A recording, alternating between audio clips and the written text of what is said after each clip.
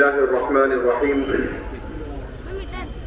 الحمد لله رب العالمين والعاقبة للمتقين والصلاة والسلام على سيد الأنبياء والمرسلين سيدنا وحبيبنا وحبيب رب العالمين محمد وعلى آله وأصحابه ومن هدى بهديه إلى يوم الدين.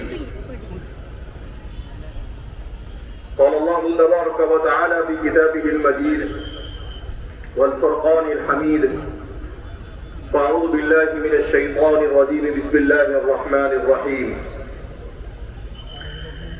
إن الذين قالوا ربنا الله ثم استقاموا تتنزل عليهم الملائكة ألا تخافوا ولا تحزنوا وأبشروا بالجنة التي كنتم توعدون.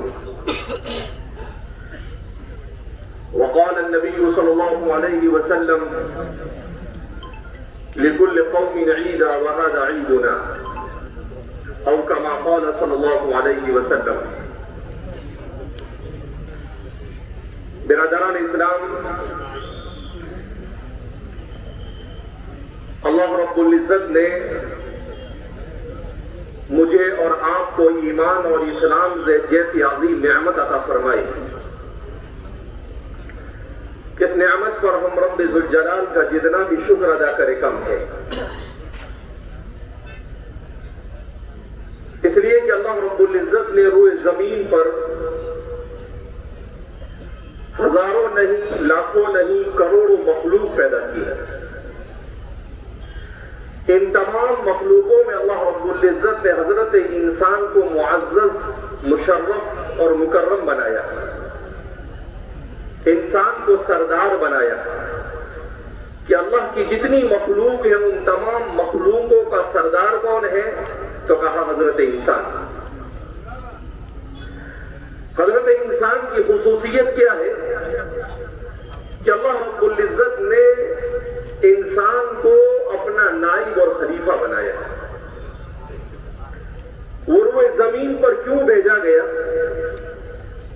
اور اس کے اس دنیا میں آنے کا مقصد کیا ہے؟ رمضان المبارک ہمیں کیا پیغام دیتا ہے اور عید کے اس موقع پر ہمیں کیا پیغام لے کر جانا ہے اور عید کے بعد اپنی زندگی کو کیسے گزارنا ہے اور فطروں کے اس دور میں اپنے ایمان اور اسلام کی حفاظت، اپنی اولاد کی تربیت اور ان کے ایمان اور اسلام کی فکر کرنا، یہ وہ موضوعات ہیں جس کی اس وقت امت کو سب سے زیادہ ضرورت ہے. تو سب سے پہلے ہم اس بات کو سمجھیں کہ اللہ رب العزت نے انسان کو کس مقصد سے اس دنیا میں بھیجا. دنیا میں انسان کے بھیجنے کے مقصد کو قرآن کریم نے خود بیان کیا: وَمَا خَلَقْتُ الْجِنَّ وَالْإِنسَ إِلَّا لِيَعْبُدُونِ. اللہ فرماتے ہیں میں نے انسانوں اور جناتوں کو محض اپنی عبادت کے لیے پیدا کیا. عبادت کا کیا مطلب ہوتا ہے؟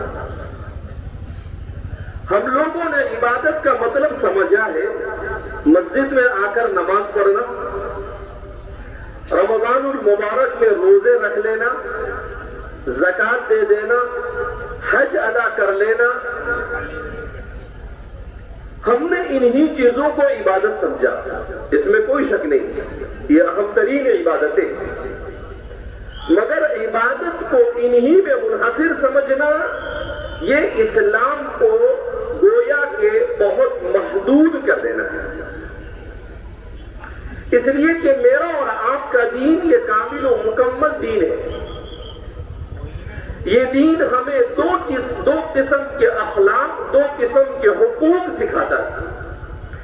ایک تو وہ حقوق جو انسانوں اور انسانوں کو پیدا کرنے والی ذات کے درمیان کے حقوق ہے کہ ہم پر اللہ کے حقوق کیا ہے، اور دوسرے وہ حقوق جو انسانوں پر اللہ کی مخلوق کے کہ ایک انسان روئے زمین پر کس طریقے سے اپنے ارد گرد رہنے والوں کے ساتھ حسن اخلاق کے ساتھ ان کے کون سے حقوق کو کس طریقے سے ادا کر کر اپنی زندگی کو پرامن طریقے سے محبت کی فضاؤں کے اندر میں گزارنے کی کوشش کرے. تو سب سے پہلا اللہ کا حق ہم جانتے ہیں کہ اللہ کا حق ہم پر کیا ہے. چونکہ اللہ نے مجھے آپ کو اور اس کائنات کے ذرے ذرے کو اللہ نے پیدا کیا. اللہ کے علاوہ اس کائنات کا پیدا کرنے والا کوئی نہیں. خالق کل شیء، ہر چیز کا پیدا کرنے والا ہے. نبی کریم صلی اللہ علیہ وسلم جب صبح میں بیدار ہوتے تھے تو آپ کی زبان پر سب سے پہلے قرآن کریم کی آیت کریمہ آتی تھی، ان فی خلق السماوات والارض واختلاف اللیل والنہار لآیات لأولی الالباب الذین یذکرون اللہ قیاما وقعودا وعلی جنوبہم ویتفکرون فی خلق السماوات والارض. پوری آیت کریمہ ہے، سورہ آل عمران کا آخری رکوع ہے، پڑھنے سے اور سمجھنے سے تعلق رکھتا ہے، جس میں سب سے پہلے جو پیغام ہے وہ کیا ہے؟ ان فی خلق السماوات والارض واختلاف اللیل والنہار لآیات لأولی الالباب، کہ آسمانوں اور زمینوں کے پیدا کرنے میں، رات اور دن کے یکے بعد دیگرے آنے میں عقل مندوں کے لیے نشانی ہے کہ یہ سب کچھ کرنے والی ذات اللہ کی ہے. تو سب سے پہلے اللہ کا حق، اللہ کا حق کیا ہے؟ اللہ کا سب سے پہلا حق ہے وہ یہ کہ اللہ کے ساتھ عبادت میں کسی کو شریک نہ ٹھہرایا جائے. یہ سب سے پہلا اللہ کا حق ہے کہ میرا اور آپ کا عقیدہ یہ ہونا چاہیے کہ پیدا کرنے والی ذات کس کی ہے؟ اللہ کی. اس کائنات میں مجھے اور آپ کو کھلانے پلانے اور جلانے والی ذات کون ہے؟ اللہ ہے. اس کائنات کے نظام کو چلانے والی ذات کون ہے؟ اللہ ہے. اس کائنات کے نظام کے اوپر پورا پورا تصرف کا حق رکھنے والی ذات کون ہے؟ اللہ ہے. تو سب سے پہلے میرا اور آپ کا عقیدہ مضبوط ہونا ضروری ہے. کیوں؟ اس لیے کہ ہم فتنوں کے دور سے گزر رہے ہیں. اس دور کے سلسلے میں رسول اللہ صلی اللہ علیہ وسلم نے ارشاد فرمایا کہ میری امت پر فتنوں کا ایسا زمانہ آئے گا، فتن کقطع اللیل المظلم، رات کی تاریکیوں کی طرف فتنے ہوں گے، موسلادھار بارشوں کی طرف فتنے ہوں گے. تو اللہ کے رسول صلی اللہ علیہ وسلم نے فتنوں کے بارے میں بیان کیا، مال میں فتنہ، جان میں فتنہ، زندگی میں فتنہ، دین میں فتنہ، ہر جگہ پر انسان فتنوں میں گھرا ہوا ہوگا. اللہ کا نظام ہے، جہاں اللہ نعمتیں عطا کرتا ہے ان نعمتوں، ہر نعمت اپنے ساتھ دو چیزوں کو لے کر آتی ہے، آزمائش کو لے کر آتی ہے اور فتنے کو لے کر آتی ہے. اگر انسان ہر نعمت کو اللہ کے بتائے ہوئے طریقے کے مطابق گزارتا ہے تو وہ نعمت رحمت بنتی ہے، اور اگر اللہ کے بتائے ہوئے طریقے کے مطابق نہیں اس نعمت کو استعمال کرتا ہے تو وہ رحمت نہیں، وہ زحمت بن جاتا ہے اس کے لیے بھی اور پورے انسانی معاشرے کے لیے وہ زحمت بن جاتا ہے. حضرت لقمان حکیم نے اپنے بیٹے سے کہا، یا بنی لا تشرک باللہ، اے میرے بیٹے اللہ کے ساتھ کسی کو شریک مت ٹھہرانا. اس لیے مجھے اور آپ کو اپنے عقیدے کو مضبوط کرنا ہے، اور اپنے عقیدے کو مضبوط کرنے کے لیے اس بات کو سمجھنا ہے کہ ہمارے عقائد کی بنیاد کیا ہے. ہم پڑھتے ہیں آمنت باللہ وملائکتہ وکتبہ ورسلہ والیوم الآخر والقدر خیرہ وشرہ من اللہ تعالی والبعث بعد الموت. یہ ہے ایمان کے ارکان، پلر آف ایمان. جیسے یہ درخت کھڑا ہے مگر اس کی جڑیں زمین کے اندر میں گہری ہے تو یہ مضبوطی کے ساتھ کھڑا ہے. اگر اس کی جڑیں نہیں تو یہ درخت کھڑا نہیں رہ سکتا ہے. ایسے ہی اگر ہمارا ایمان مضبوط نہیں ہے تو ہمارا اسلام کا درخت بھی مضبوطی کے ساتھ نہیں ٹھہر سکتا ہے. تو سب سے پہلے آمنت باللہ، ایک اللہ پر ایمان لایا، اللہ کے ساتھ وحدانیت میں، اللہ کی ربوبیت میں، اللہ کی الوہیت میں کسی قسم کا کوئی شریک نہیں ہو سکتا ہے. الہ بھی وہی، اشہد ان لا الہ الا اللہ، میں گواہی دیتا ہوں کہ اللہ کے علاوہ کوئی معبود نہیں، واشہد ان محمدا عبدہ ورسولہ، یہ دوسرا عقیدہ، اور میں گواہی دیتا ہوں کہ محمد رسول اللہ صلی اللہ علیہ وسلم یہ اللہ کے رسول ہے۔ تو سب سے پہلے ایک اللہ کو ماننا، اور دوسرے نمبر پر اللہ کے رسول کو ماننا، اللہ کے فرشتوں کو ماننا، اللہ کی کتابوں کو ماننا، یوم آخرت کے مرنے کے بعد انسان کو دوبارہ زندہ ہونے کے بعد اللہ کے سامنے حساب دینا ہے کہ زندگی کا، جس زندگی کو ہم کیسے گزار رہے ہیں، ایسے گزار رہے ہیں جیسے ہمیں کوئی حساب ہی نہیں دینا ہے۔ ایسا نہیں ہے میرے بھائیو، دوستو، بزرگوں، میرا اور آپ کے آقا احمد مصطفیٰ محمد مجتبیٰ حبیب کبریا صلی اللہ علیہ وسلم فرماتے ہیں لا تزول قدم عبد حتى يسأل عن اربع، کہ اس وقت تک قیامت کے دن اللہ کے سامنے سے کسی بندے کے پاؤں نہیں ہل سکیں گے، وہ اللہ کے سامنے نہیں ہٹ سکے گا جب تک کہ وہ 4 سوال کے جواب نہ دے۔ سب سے پہلا سوال کیا ہوگا؟ سب سے پہلا سوال ہوگا وعن عمره فيما افنى، اپنی زندگی کو کہاں گزارا؟ کھا پی کر، سو کر، آرام کر کر، لوگوں کے حقوق کو مار کر، بد اخلاقی کر کر، بد زبانی کر کر، بد کرداری کر کر، ایسے زندگی گزاری تو نے؟ تو سب سے پہلا سوال ہوگا عن عمره فيما افنى، اپنی زندگی کو کہاں گزارا؟ دوسرا سوال ہوگا وعن شبابه فيما ابلى، اپنی جوانی کو کہاں گزارا؟ آج کا میرا نوجوان سنے بات کو، جو موبائل میں مست ہو چکا ہے، جو اپنے دین کو بھول چکا ہے، جو اپنے اخلاق کو بھول چکا ہے، جو اپنے نبی صلی اللہ علیہ وسلم کی محبت کے گن تو گاتا ہے مگر ان کے طریقے کو بھول چکا ہے، تو سب دوسرا سوال ہوگا وعن شبابہ فیما ابلی، اپنی جوانی کو کہاں گزارا؟ اللہ کی نافرمانی میں گزارا یا اللہ کی فرما برداری میں گزارا؟ حسن اخلاق کے ساتھ گزارا یا بد اخلاقی کے ساتھ گزارا؟ وعن علمہ، اور اس کو علم کے بارے میں پوچھا جائے گا کہ دین کا علم حاصل کیا اور اس پر عمل کیا یا نہیں؟ وعن مالہ، اور اس کے مال کے بارے میں جواب دینا ہوگا، اللہ اسے پوچھے گا من این اکتسب وفیما انفق، کہ مال کو کس طریقے سے، حلال طریقے سے کما کر حلال طریقے اور حلال چیزوں کے اندر میں خرچ کیا ہے۔ یہ ہے آخرت کا دن جس کا یقین اور ایمان ضروری ہے۔ اسی طریقے سے والقدر خیرہ وشرہ من اللہ تعالی، اس بات کو جاننا کہ تقدیر اللہ کی طرف سے، انسان اس دنیا میں اسباب اختیار کر سکتا ہے، اس دنیا کے اندر میں انسان صرف دعا کر سکتا ہے، وہ کوشش کر سکتا ہے، مگر نتیجہ اللہ نے اپنے پاس رکھا ہے۔ تو انسان کو اچھے اسباب اختیار کرنا، حلال روزی کے لیے محنت کرنا، اچھے اخلاق کے لیے ارادہ، نیت اور کوشش کرنا، اپنی اصلاح کے لیے فکرمند ہونا، اپنے پڑوسیوں کے حقوق کو ادا کرنا، اپنے والدین کے حقوق کو ادا کرنا، اپنے بیوی بچوں کے حقوق کو ادا کرنا، اس کی کوشش کرنا انسان کا کام ہے۔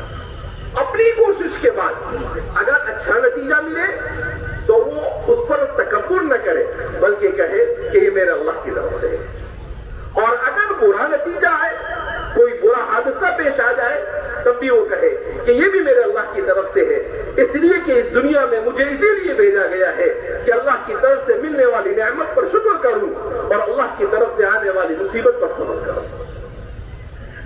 تو اس لیے میرے بھائیو، دوستوں، بزرگوں، ہمیں اپنے عقیدے کو سب سے پہلے مضبوط کرنا ہے، اور عقیدے کے بارے میں جیسا کہ میں نے کہا کہ ایمان مفصل میں بیان کیا گیا، آمنت باللہ وملائکتہ وکتبہ ورسلہ والیوم الآخر والقدر خیرہ وشرہ من اللہ تعالی والبعث بعد الموت، اور مرنے کے بعد قبر سے دوبارہ زندہ ہونے پر۔ یہ 7 چیزیں ہیں۔ آخرت اور بعث بعد الموت کو ایک کر دیا جائے تو 6 چیزیں ہیں، جس کو ارکان ایمان کہا جاتا ہے۔ دوسرا نمبر ہے اسلام کس کو کہتے ہیں؟ تو فرمایا بنی الاسلام علی 5، اسلام کی بنیاد 5 چیزیں ہیں۔ شہادت اللہ الہ الا اللہ، اپنی زبان سے اس بات کی گواہی دینا کہ اللہ کے علاوہ کوئی عبادت کے لائق نہیں ہے، وَإِقَامِ الصَّلَاةِ اور نماز قائم کرنا، وَإِيتَاءِ الزَّكَاةِ اور زکات ادا کرنا، وَصَوْمِ رمضان اور رمضان کے روزے رکھنا، وَحَجِّ بَيْتِ اللَّهِ مَنِ اسْتَطَاعَ إِلَيْهِ سَبِيلًا اور جس کے اندر استطاعت ہو وہ اللہ کے گھر کا حج کرے۔ ان 5 چیزوں کو ارکان اسلام کہا جاتا ہے۔ ارکان ایمان کا تعلق انسان کے دل و دماغ سے ہے کہ دل سے تصدیق کرنا۔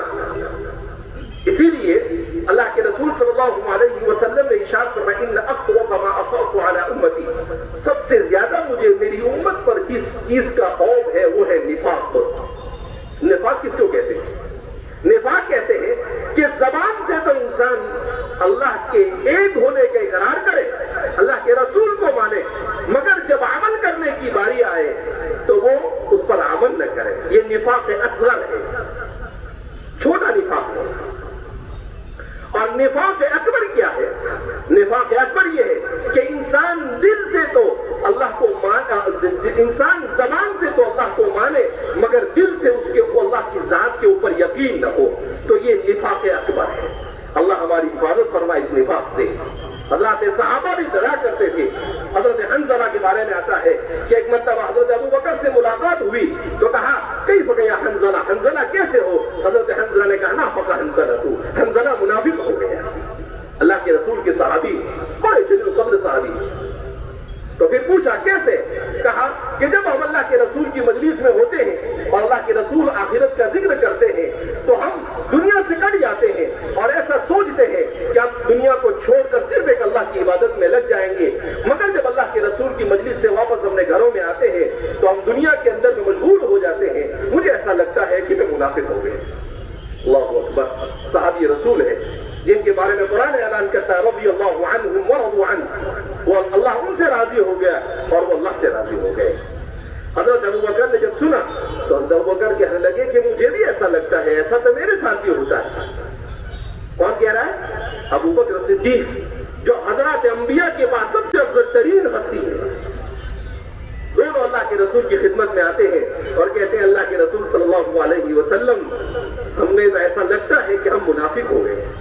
حضور نے کہا کیوں؟ انہوں نے حضور کو اپنی کیفیت بیان کی تو اللہ کے رسول صلی اللہ علیہ وسلم نے کہا کہ ساعتن و ساعتن، حضور مسکرائے اور کہا کہ اے میرے صحابی حنظلہ اور اے میرے پیارے ابو بکر، ایسا نہیں ہے، اس دنیا میں ہے تو دنیا تو کھینچتی ہے اپنی طرف، لہذا ایسا ہے کہ جب تم میرے پاس ہوتے ہو تو تمہارے ایمان بہت مضبوط ہوتا ہے، تم یہاں سے نکلتے ہو تو دنیا میں جانے کے بعد تھوڑا سا اس میں کمزوری آتی ہے، تو اگر تمہاری وہ کیفیت جو میری مجلس میں ہوتی ہے ہمیشہ رہنے لگے تو فرشتے راستوں میں اور بازاروں اور بستروں میں تمہاری ملاقات کرنا شروع کر دیں۔ اسی لیے حضرت حسن بصری فرماتے ہیں کہ جو آدمی بالکل مطمئن ہوتا ہے کہ میں تو مومن ہوں، جنت میں چلا گیا، کہا وہ مومن نہیں، وہ منافق ہے۔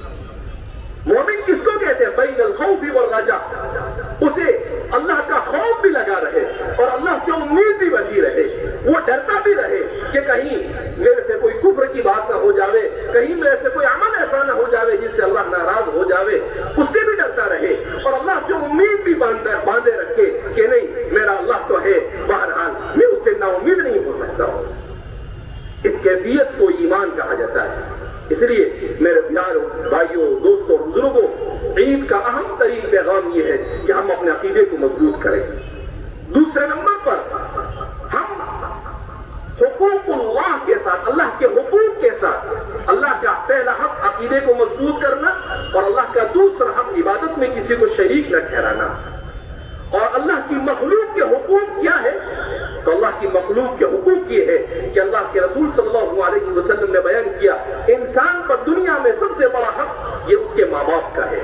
وَلَا تَقُلْ لَهُمَا أُفٍّ وَلَا تَنْهَرْهُمَا وَقُلْ لَهُمَا قَوْلًا كَرِيمًا، کہ اس دنیا میں اس کے آنے کا سبب اس کے ماں باپ ہے، لہذا وہ اپنے ماں باپ کے ساتھ اخلاق کے ساتھ پیش آئے، ان کو اف تک نہ کرے، انہیں جھڑکے نہیں، ان کی خدمت کرے۔ اسی لیے حدیث پاک میں اللہ کے رسول صلی اللہ علیہ وسلم نے ارشاد فرمایا کہ جس کے ماں باپ بڑھاپے کو پہنچ جائے اور وہ ان کی خدمت کر کر اپنی مغفرت نہ کرا سکے اس پر اللہ کی لعنت ہو۔ حضرت جبریل نے دعا دی اور اللہ کے رسول نے اس پر آمین کہا۔ آج ہم دیکھتے ہیں اپنے معاشرے کے اندر ماں باپوں کے ساتھ کیا ہو رہا ہے۔ تو ماں باپ کے حقوق کو ادا کرے، اپنی اولاد کے حقوق کو ادا کرے۔ حضرت عبداللہ بن عمر فرماتے ہیں کہ ایک مرتبہ ہم نے اللہ کے رسول صلی اللہ علیہ وسلم سے کہا کہ اللہ کے رسول صلی اللہ علیہ وسلم، اولاد پر جو ماں باپ کے حقوق ہے وہ تو ہم نے جان لیے، مگر اولاد کے باپ پر کیا حق ہے وہ بھی بتائیے آپ ہمیں۔ تو اللہ کے رسول صلی اللہ علیہ وسلم نے کہا کہ سب سے پہلا حق اولاد کا یہ ہے کہ وہ نیک اور صالح عورت کے ساتھ شادی کرے۔ کیوں؟ اس لیے کہ وہ ماں بننے والی ہے، تو وہ آپ کی جب عورت بیوی نیک ہوگی تو وہ اولاد کی صحیح تربیت کر سکتی ہے۔ دوسرے نمبر پر کہا جب اولاد پیدا ہو تو اس کا اچھا نام رکھے، اور تیسرے نمبر پر حضور نے کہا اسے دین، اخلاق اور ادب سکھائے۔ اس لیے حدیث میں آتا ہے کہ اگر کسی باپ نے اپنے اولاد کو دین، اپنی بیوی بچوں کو دین اور اخلاق اور ادب نہیں سکھایا تو کل قیامت کے دن اسے اللہ کے سامنے جواب دینا پڑے گا۔ لہذا اس بنا پر ہم اپنی ان ذمہ داریوں کو سمجھیں۔ پڑوسیوں کے حقوق کو قرآن حدیث مبارکہ میں اتنے بیان کیا، ما زال جبریل یوصینی حتی ظننت انہ سیورث، کہ حضرت جبریل نے مجھے پڑوسی کے بارے میں اتنا کہا کہ مجھے ایسا ڈر لگنے لگا کہ کہیں ایسا نہ ہو کہ پڑوسی کو وراثت میں بھی حق دے دیا جائے۔ آج ہم اپنے پڑوسیوں کے ساتھ کیا کرتے ہیں ہم جانتے ہیں۔ بہرحال ضرورت اس بات کی ہے کہ ہم ان چیزوں کو سمجھیں، ہم اپنے اخلاق کو درست کرنے کی کوشش کریں۔ میرے اور آپ کے آقا احمد مصطفیٰ محمد المجتبیٰ حبیب کبریہ صلی اللہ علیہ وسلم کا سب سے بڑا رول کیا تھا؟ انک لعلی خلق عظیم، آپ بہت بلند اخلاق پر مالک تھے۔ آپ صلی اللہ علیہ وسلم کے اخلاق ہی تھے جس نے دنیا کو اسلام کے دائرے میں داخل ہونے پر مجبور کیا۔ حضرات صحابہ کے اخلاق ہی تھے جس کی وجہ سے پوری دنیا کے اندر میں لوگ اسلام میں داخل ہوئے۔ لہذا اخلاق سے دلوں کو جیتا جاتا ہے۔ اس لیے میرے بھائی دوستو بزرگوں، ہم اپنے اخلاق کو درست کریں۔ حضرت شیخ الاسلام حضرت مولانا تقی صاحب وہ ایک جگہ پر ارشاد فرماتے ہیں کہ ہم لوگ راستے میں چلتے ہیں تو راستے کے حقوق بھی ادا کرنے چاہیے۔ کہا بھئی راستے کے حقوق کیا ہے؟ کہا راستے کا حق یہ ہے، حضور نے صحابہ سے کہا کہ جب راستے پر چلو تو راستے کا حق ادا کرو۔ تو کہا بھئی راستے کا بھی کوئی حق ہوتا ہے؟ کہا ہاں۔ کہا راستے پر کنارے سے چلے۔ اس لیے ہمارے علماء اور فقہاء نے لکھا ہے کہ گاڑی ایسے چلانا یا راستے پر اس طرح سے چلنا جس سے پیچھے والوں کو تکلیف ہو، یہ بھی گناہ کبیرہ ہے، صغیرہ نہیں ہے۔ کون سا گناہ ہے؟ گناہ کبیرہ۔ اپنی گاڑی کو ایسی جگہ پر پارکنگ کرنا جہاں پر پارکنگ کرنے سے لوگوں کو اذیت اور تکلیف ہو، یہ بھی گناہ ہے، جس گناہ کو آج ہم گناہ ہی نہیں سمجھتے۔ لہذا اس بنا پر اسلام کے پیغام کو ہم خود اسلام کے پیغامبر بن جائیں۔ جب ہمارے اخلاق اسلامی ہوں گے، جب ہمارا ذہن و دماغ اسلامی ہوگا، جب ہمارا دل صاف اور ستھرے ہوں گے۔ آج ہمارے دل صاف نہیں۔ رمضان کیوں آیا؟ تقوی دینے کے لیے کہ صبر انسان کے اندر آئے۔ تقوی کسی وقت انسان کے اندر میں پیدا ہو اور انسان کے اندر میں غریبوں کی ہمدردی انسان کے دل کے اندر میں پیدا ہو، بھائی چارگی انسان کے دل میں پیدا ہو، یہ ہے رمضان۔ اسی لیے آئے۔ اسی لیے حضرت سلیمان درانی سے کسی نے پوچھا کہ کیا رمضان المبارک کے بعد کیسے عبادت کرے؟ تو آپ نے عجیب جواب دیا۔ بہت بڑے بزرگ گزرے ہیں سلیمان درانی، فرماتے ہیں لا تکن رمضانیا ولا شعبانیا بل کن ربانیا، کہا رمضانی اور شعبانی مت بنو بلکہ ربانی بن جاؤ۔ تو پوچھا کیا ہوتا ہے؟ کہا رمضانی کا مطلب یہ ہے کہ رمضان میں اچھا اور پھر 11 مہینے ایسے ہی اپنی مرضی کی زندگی گزارے۔ کہا ربانی ہونے کا مطلب یہ ہے کہ ایسے اللہ والے بن کر زندگی گزارو کہ پورا سال اللہ کے بیان کردہ اور اسلام کے تعلیم کردہ جو حقوق ہے ان حقوق کو ادا کرتے رہے۔ اس کو کہتے ہیں ربانی۔ نماز کے لیے کہا ہے تو نماز کا اہتمام، لوگوں کو تکلیف نہیں دینا ہے تو تکلیف نہیں دینا ہے، تو اس طریقے سے لوگوں کے حقوق کو ادا کرنا ہے، تو کہا کہ کن ربانی بن جاؤ۔ اس لیے فرماتے ہیں کہ اگر آدمی رمضان المبارک کو عبادت سے گزارتا ہے تو اس کا پورا سال عبادت اور نیکیوں کے ساتھ گزرتا ہے۔ ہم نے عید کو کیا سمجھا ہے؟ نیا کپڑا پہن لینا اور عطر لگا لینا اور غسل کر لینا، یہ عید ہے؟ نہیں، ليس العيد من لبس الجديد انما العيد من خاف عن الوعيد۔ کہ عید یہ نہیں ہے کہ نئے نئے کپڑے پہن کر آگا، عید یہ ہے کہ اللہ نے جو بیان کیا ہے، اللہ نے جن چیزوں سے ڈرنے کے لیے کہا ان چیزوں سے ڈرنا، اللہ نے جن چیزوں کو کرنے کے لیے کہا ان چیزوں کو کرنا، حقوق کو ادا کرنا، یہ عید ہے۔ اللہ کے رسول صلی اللہ علیہ وسلم نے اس امت کو پیغام دیا۔ حضرات صحابہ فرماتے ہیں کہ ایک مرتبہ اللہ کے رسول صلی اللہ علیہ وسلم کے ساتھ ہم بیٹھے ہوئے تھے، تو آپ صلی اللہ علیہ وسلم نے ارشاد فرمایا کہ میری امت پر فتنے ہوں گے، دھوکہ عام ہو جائے گا، بازار کی کثرت ہوگی، شراب عام ہو جائے گا، جوا عام ہو جائے گا، ایسی بہت ساری چیزیں بیان کی۔ تو ایک صحابی آخری بات کہہ کر اپنی بات کو ختم کرتا ہوں، حضرت عبداللہ بن عمرو فرماتے ہیں تو ہم نے پوچھا اللہ کے رسول صلی اللہ علیہ وسلم ایسے خطرناک قسم کے فتنے ہوں گے تو ہم کیسے زندگی گزاریں گے؟ حضور نے کہا کہ 3 چیزوں کو لازم پکڑ لو، تمہیں اللہ فتنوں کے زمانے میں بھی تمہارے ایمان کی حفاظت کر دے گا۔ کہا وہ 3 چیزیں کیا ہے؟ حضور صلی اللہ علیہ وسلم نے کہا امسک علیک لسانک، اپنی زبان پر قابو کرنا، کسی کی غیبت مت کرنا، گالی گلوچ مت کرنا، لوگوں کے ساتھ بد کلامی مت کرنا، صبر کے ساتھ کرنا۔ امسک علیک لسانک۔ حضرت معاذ فرماتے ہیں حضور نے ایک مرتبہ وصیت کی تو حضور نے کہا کہ کل قیامت کے دن انسان میں سب سے بڑی تعداد جو جہنم میں جائے گی وہ اپنی زبان کی وجہ سے جائے گی، لہذا ہمیں اپنی زبان پر کنٹرول کرنے کی ضرورت ہے۔ کب کیا بولنا، کیسے بولنا، کس طریقے سے بولنا۔ امسک علیک لسانک۔ دوسری وصیت حضور نے فرمائی وَلْيَسْعَكَ بَيْتُكَ، کہ فتنوں کے زمانے میں اپنے گھر کو لازم پکڑو، جتنی ضرورت ہے اتنا ہی گھر سے باہر نکلو، ورنہ گھر سے باہر نہ نکلو۔ کیسی قیمتی وصیت میرے اور آپ کے آقا صلی اللہ علیہ وسلم نے ارشاد فرمائی۔ مگر گھر میں بیٹھ کر بھی موبائل لے کر نہیں بیٹھے رہنے کا، ورنہ آج کے ہمارے زمانے میں تو گھر میں موبائل لے کر بیٹھنا یہ بھی مصیبت سے خالی نہیں ہے۔ تو گھر میں بیٹھنے کا مطلب کیا ہے؟ اپنے گھر والوں کے ساتھ باتیں کرے، ان کو دین سکھائے، گھر میں تعلیم کرے، قرآن کی تلاوت کرے، اپنے گھروں کو قبرستان نہ بنا۔ حضور نے کہا تو کہا کیسے؟ کہا جب تم گھروں میں قرآن نہیں پڑھو گے، نماز نہیں پڑھو گے تو تمہارا گھر زندگی میں ہی قبرستان بن جائے گا۔ تو فرمایا وَلْيَسْعَكَ بَيْتُكَ، اپنے گھر کو لازم پکڑو، جتنا ضرورت ہے اتنا ہی گھر سے باہر نکلو۔ چوراہوں پر بیٹھا رہنا اور یہ سب آوارہ گردی کرنا اللہ کے رسول نے اس سے منع کیا، ورنہ فتنوں میں مبتلا ہو جائے گا۔ اور تیسری وصیت حضور نے فرمائی وَلْيَبْكِ عَلَى خَطِيئَتِكَ، اپنے گناہوں پر اللہ کے سامنے رو۔ کہا فتنوں کے زمانے میں یہ 3 کام کر لو گے اللہ تمہارے ایمان، تمہارے اسلام کی حفاظت کر لے گا۔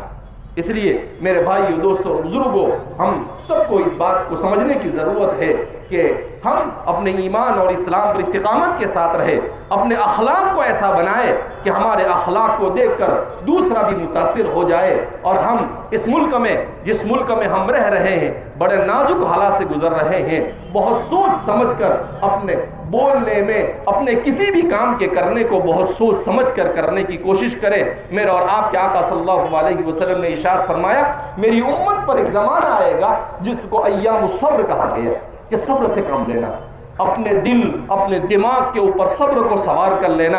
اللہ کے رسول نے فرمایا خدا پاک کی قسم، اس زمانے میں جو لوگ عبادت میں اور اخلاق کے ساتھ زندگی گزاریں گے، حضور نے صحابہ سے کہا کہ تمہارے 50 لوگوں کا ثواب ملے گا انہیں۔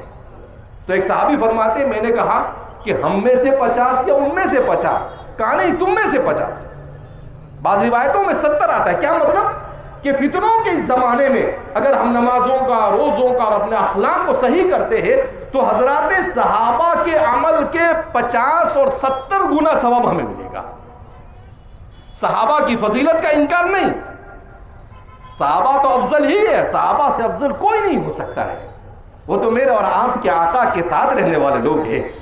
ان کی تو قسمت، ان کی قسمت پر تو جتنا ناز کیا جائے اتنا کم، مگر میرے حضور نے فرمایا لہذا اس بنا پر ہم سب اپنی زندگی کو اسلام کے دائرے میں رہ کر اپنی اولاد کی اسلامی تربیت کر گزارنے کی کوشش کرے۔ اللہ رب العزت ہمارے لیے اس رمضان کو بھی خیر و برکت کا باعث بنائے اور پورا سال اس ملک کے مسلمانوں کی جان مال عزت آبرو کی حفاظت فرمائے۔